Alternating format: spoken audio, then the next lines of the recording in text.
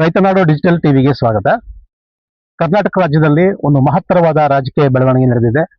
ಮುಖ್ಯಮಂತ್ರಿ ಸ್ಥಾನಕ್ಕೆ ಸಿದ್ದರಾಮಯ್ಯನವರು ರಾಜೀನಾಮೆ ಕೊಟ್ಟಿದ್ದಾರೆ. ಹಾಗೆಯೇ ಉಪ ಮುಖ್ಯಮಂತ್ರಿಗಳಾಗಿದ್ದ ಡಿ.ಕೆ. ಶಿವಕುಮಾರ್ ಅವರು ಇನ್ನೇನು 2-3 ದಿನದಲ್ಲಿ ಮುಖ್ಯಮಂತ್ರಿಗಳಾಗಿ ಪ್ರಮಾಣ ವಚನ ಸ್ವೀಕಾರ ಮಾಡ್ತಿದ್ದಾರೆ.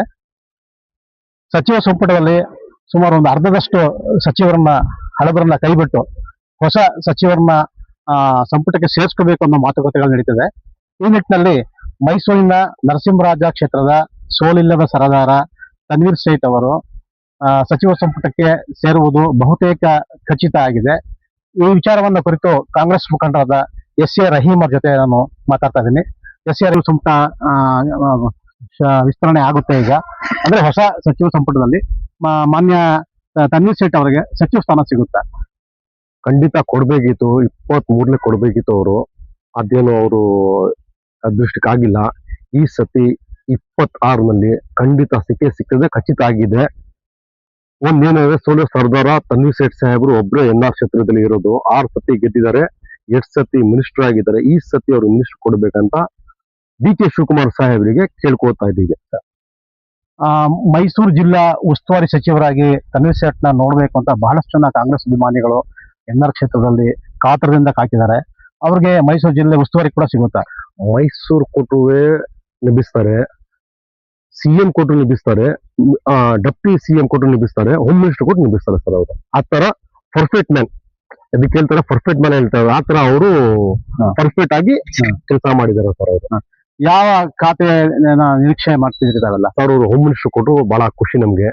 ಅಂತ ಲೀಡರ್ ತಿರ್ಗಾ ನಮ್ ಇಂಡಿಯಾಲೇ ಹುಡುಕರು ಸಿಕ್ಕಲ್ಲ ಆ ತರ ಲೀಡರ್. ಯಾಕಂದ್ರೆ ಅವ್ರ ಜೊತೆ 15 ವರ್ಷದಿಂದ ಕೆಲಸ ಮಾಡ್ತಾ ಇದ್ದೀನಿ. ಅಂತ ಲೀಡರ್ ಮೇಡಮ್ ಇಲ್ಲವೇ ಇಲ್ಲ ಸರ್. ಅಂತ ಲೀಡರ್ ಈಗ ಅಲ್ಪಸಂಖ್ಯಾತರಲ್ಲಿ most senior leader Tanveer Sait ಅವರು 6 ಬಾರಿ ಚುನಾವಣೆ ಗೆದ್ದಿದ್ದಾರೆ. ಹಾಗಾಗಿ ಅವರಿಗೆ ಉಪಮುಖ್ಯಮಂತ್ರಿ ಸ್ಥಾನನೇ ಕೊಡಬೇಕು ಅನ್ನೋದು ಕೂಗು NR ಕ್ಷೇತ್ರದಲ್ಲಿ ಇದೆ. ಕೊಡ್ಲಿ, ಬಹಳ ಖುಷಿ ಅಲ್ಲ, ಕೊಟ್ಟರು ಬಹಳ ಖುಷಿ. ಆತರ ಕೆಲಸ ಮಾಡಿದಾರಲ್ಲ ಅವರು. ಎಜುಕೇಶನ್ ಮಿನಿಸ್ಟರ್ ಕೆಲಸ ಮಾಡಿದ್ದಾರೆ, ವರ್ಕ್ದಲ್ಲಿ ಕೆಲಸ ಮಾಡಿದ್ದಾರೆ, ಮಾಮೂಲಿ MLA ಆಗ್ಬಿಟ್ಟು ಕೆಲಸ ಮಾಡಿದಾರೆ. ಅಂತ ಆತ ಲೀಡರ್ ಇದು ಕೇಳಿಲ್ಲ. ಮಿನಿಸ್ಟರ್ ಕೊಡಿ, ನನ್ಗೆ ಎತ್ ಕೊಡಿ ಅಂತ ಯಾವತ್ತೂ ಅವ್ರು ಕೇಳಿಲ್ಲ, ಕೇಳೋದಿಲ್ಲ. ನಾವು ಕಾರ್ಯಕರ್ತರುಗಳು ಡಿಮ್ಯಾಂಡ್ ಕೊಡ್ಬೇಕು ಅಂತ ಡಿಮ್ಯಾಂಡ್. 23 ಕೇಳಿದ್ರು ಕೊಟ್ಟಿಲ್ಲ. ಅವ್ರಿಗೆ 26ರಲ್ಲಿ ಕೊಟ್ಟೆ ಕೊಡಿದ್ರು ಅಂತ ಭರವಸೆ ಇದೆ ಸರ್. ಅಷ್ಟು ನಮ್ಗೆ ಬಹಳಷ್ಟು ಶಾಸಕರು ನಮ್ಗೆ ಸಚಿವ ಸ್ಥಾನ ಬೇಕು ಅಂತ ಹೇಳಿ ದೆಹಲಿಗೆ ಹೋಗಿ ಕುಂತಿದ್ದಾರೆ. ಆದ್ರೆ ತನ್ವೀರ್ ಸೇಠ್ ಅವರು ದೆಹಲಿಗೂ ಹೋಗಿಲ್ಲ, ಬೆಂಗಳೂರಿಗೂ ಹೋಗಿಲ್ಲ, ಮೈಸೂರಿನಲ್ಲಿ ಆರಾಮಾಗಿ ತಮ್ಮ ಕಾರ್ಯಕರ್ತರ ಜೊತೆ ಕುಂತ್ಕೊಂಡು ಕೆಲಸ ಮಾಡ್ತಿದ್ದಾರೆ. ಏನಿದ್ರೆ ಗೊತ್ತು? ಅದೇ ಲೀಡರ್ ಕ್ವಾಲಿಟಿ ಸರ್. ಕ್ವಾಲಿಟಿ ಅಂದ್ರೆ ಇದೆ, ಎಲ್ಲೂ ಕ್ಷೇತ್ರ ಬಿಟ್ಟು ಹೋಗಿಲ್ಲ. ಅದೇ ಅವ್ರ ಲೀಡರ್ ಕ್ವಾಲಿಟಿ. ಜನದ ಜೊತೆ ಇರಬೇಕು. ನಾಯಕ ಅಂತ ಹೇಳೋದು ಇದಕ್ಕೇನೆ, ಜನದ ಜೊತೆ ಇರ್ತಾನಲ್ಲ ಅವ್ರ ನಾಯಕ. ಮಿನಿಸ್ಟರ್ ಕೊಡಿ, ಅದ್ ಕೊಡಿ ಇದ್ ಕೊಡಿ ಅಂತ ಯಾವತ್ತು ಹೋಗಲ್ಲ, ಹೋಗೋದಿಲ್ಲ. ಅವರು ಮನೆ ಹತ್ರ ಕೂತ್ಕೊಂಡು ನಮ್ಮಂತ ಅವ್ರ ಕಾರ್ಯಕರ್ತರಿಗೆ ಏನ್ ಕೆಲಸ ಮಾಡ್ತಿದೆ, ಏನ್ ಇದೆ ಕೆಲಸ ಅಂದ್ರೆ ಅದ್ ಕೇಳ್ತಾ ಇದಾರೆ ಅವರು. ಬಹಳಷ್ಟು NR ಕ್ಷೇತ್ರದಲ್ಲಿ ಅಭಿವೃದ್ಧಿ ಕೆಲಸಗಳನ್ನ ತನ್ವೀರ್ ಸೇಠ್ ಅವ್ರು ಮಾಡಿದ್ದಾರೆ.